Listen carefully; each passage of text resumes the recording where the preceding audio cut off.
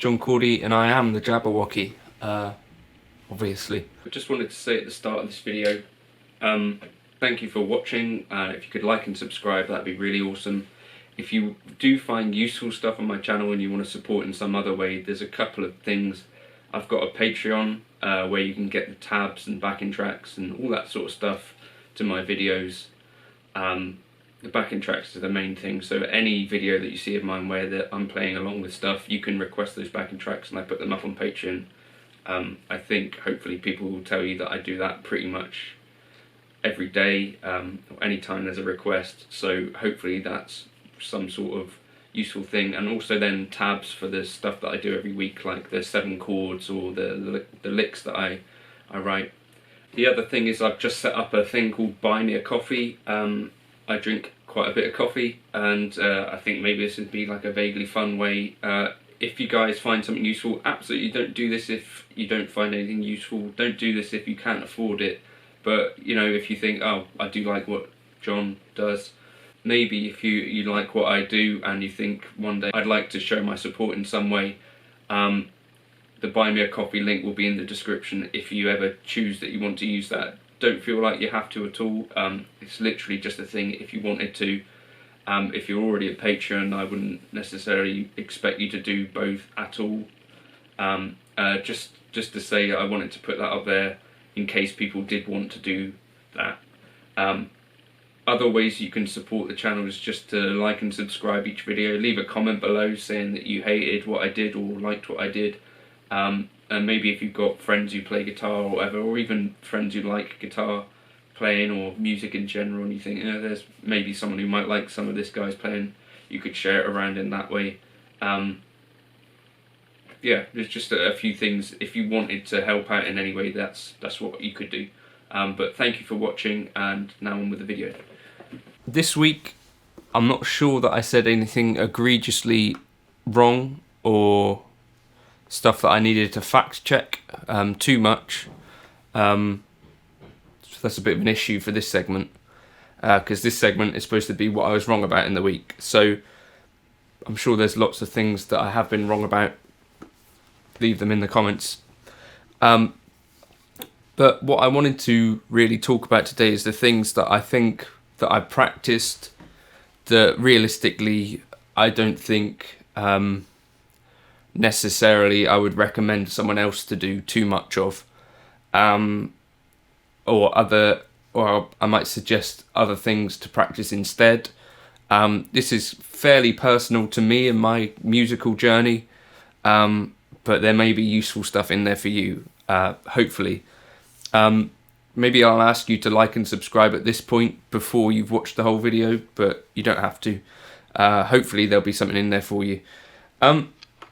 So the thing that first made me think about this video was sweep picking. So this is one of those kind of techniques that when you're maybe a teenager, or certainly for me, so let me just talk in terms of it. So when I was a teenager, things like Yngwie Malmsteen and John Petrucci and Joe Satriani and Steve Vai caught my ear when I was maybe 14 or something, and I got into the idea of this kind of shred guitar stuff.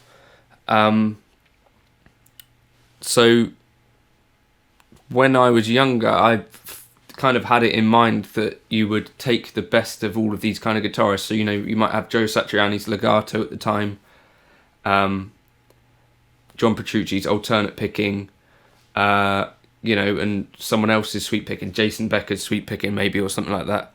That was how I used to think. Like, I needed to work on all this stuff and get it up to like all of these aspects to a really good level in order to be a decent guitarist. Looking back on things now, tapping as well is obviously a big part of that in the shred world. You know, I'd want to be able to tap like whoever. Looking back on it now, I wouldn't really suggest that that's correct or really even a sensible way to think.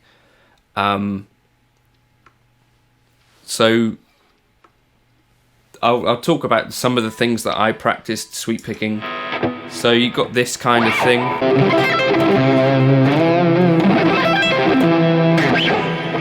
all of that sort of stuff, you know.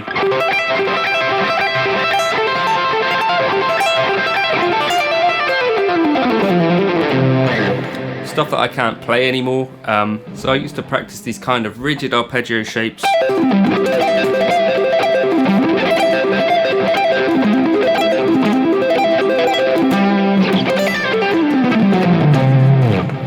And I wouldn't necessarily advise someone to do that, because there's not tons of contexts where that makes sense to do it. You know, if I'm playing on a wedding gig and, you know, I start ripping that sort of stuff out, to me it's similar to if you're on a wedding gig and start playing like a blast beat on the drums. It's quite a niche kind of technique that isn't necessarily going to go down hugely well.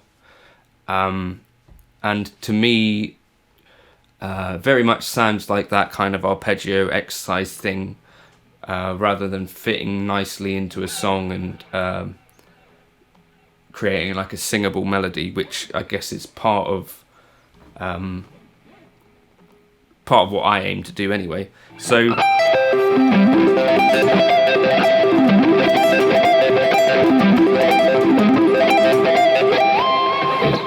that sort of thing, I did practice for quite a while.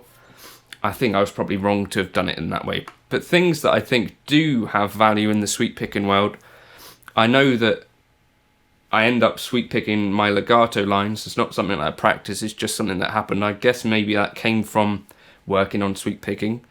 The other thing that it does is get this left hand used to moving to kind of adjacent strings and having one note per string, that kind of idea.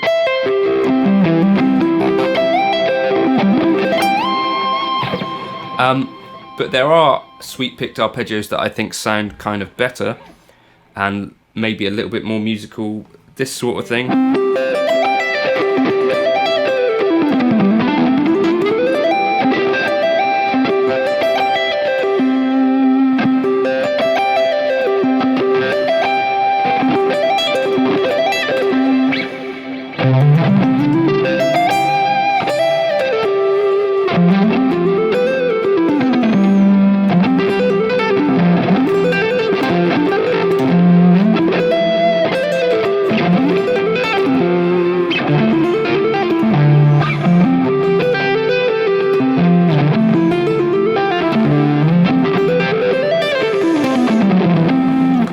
So incorporating sweep picking into a larger kind of line with some legato stuff and maybe a less obvious arpeggio, I think can sound pretty decent. So this is probably what I would practice if I had known what I know now, this kind of stuff. So maybe sticking like a sweep picked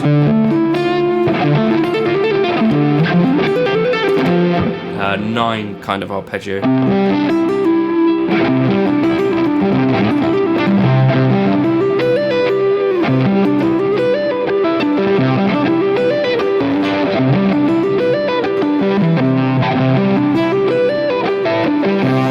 So the issue now is no longer that I'll be trying to play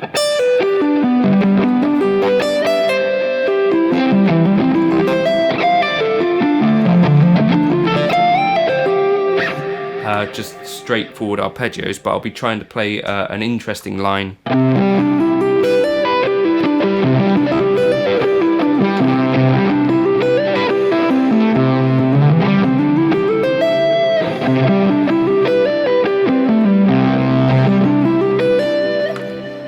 think Frank Gambale did some of this kind of stuff. I've not looked into it too deeply, but I think just sweep picking lines that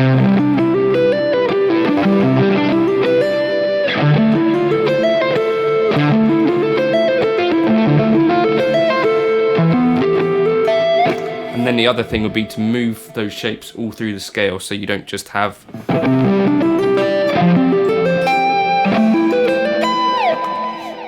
so you've got lots of places to use them. So that's one thing that I think I would suggest that I probably practiced in a little bit of a daft way. And had I known what I know now, I would have done things slightly differently. Another thing that I would have done differently, so when it comes to practicing scales, mostly what I did was set a metronome with quite a fast tempo and kind of just go through all of the positions. So if I was playing in G, straight up and down like that.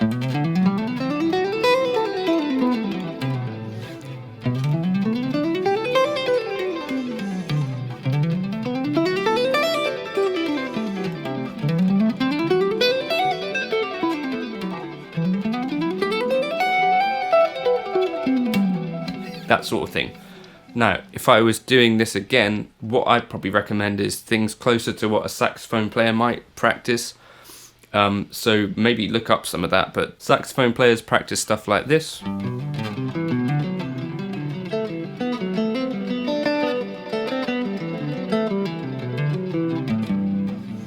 So instead of just practicing up and down a scale, practicing structures within a scale.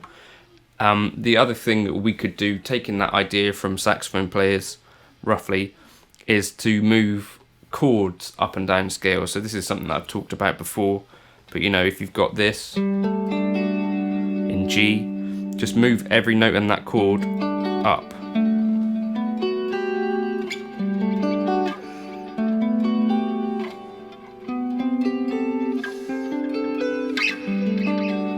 And you can find some really nice chords in that way. So moving chords and shapes through scales rather than just running up and down scales. Also practicing sequences through scales makes sense to do. So whether that be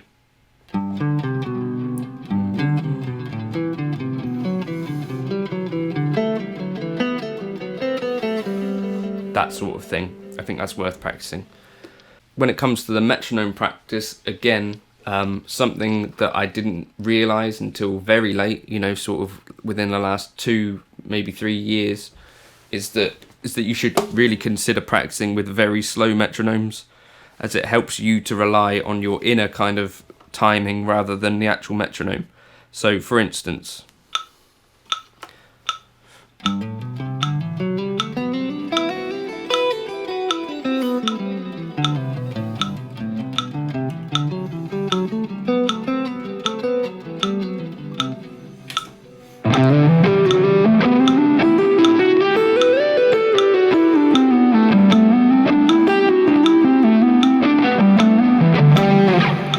so that's a relatively fast metronome. If I have it,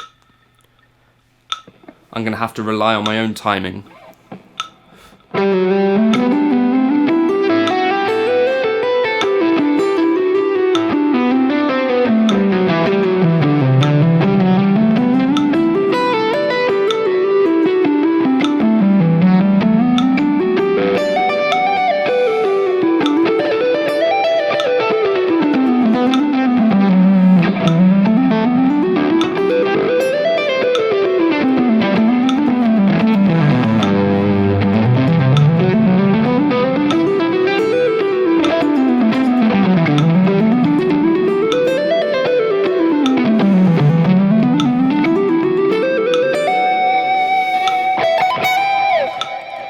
So that's another thing that I would suggest, you know, if you're practicing with a metronome, great, but try halving and quartering the number of clicks so that you're relying on your own inner timing rather than sort of being safe with the metronome that's clicking all the time. Because what you'll find is, and what I found is, that I started to sort of lean on that metronome, and you don't necessarily find yourself actually listening to whether you're in sync with that metronome or not.